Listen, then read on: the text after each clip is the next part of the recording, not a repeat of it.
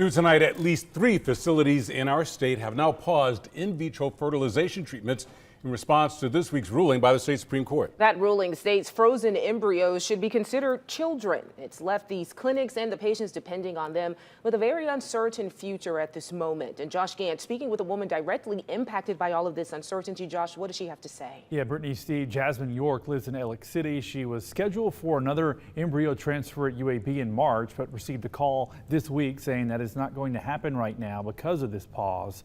Without IVF, she says there's no hope for her to add to her family. For the past several months, Jasmine York has been trying to grow her family through in vitro fertilization. I have a 13-year-old, but after her I had ectopic pregnancy, so I don't have any fallopian tubes. So without IVF, there is no hope for me to have a baby. York, who is also a nurse, is going through a range of emotions after the recent Alabama Supreme Court ruling that says frozen embryos are children under state law. I think I, along with many others who are going through the same thing, just feel defeated at this point.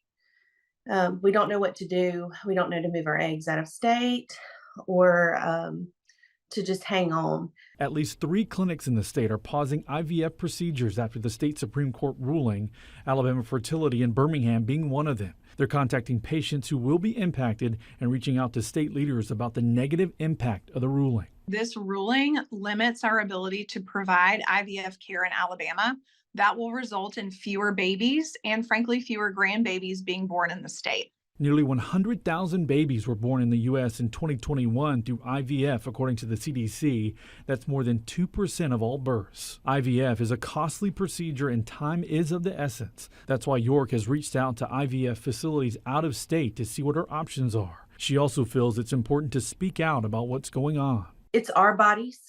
No matter what religion you practice, I feel like we should have free will to do what we want to do. And quite frankly, others' opinions are affecting our ability to live our life the way that we want to live.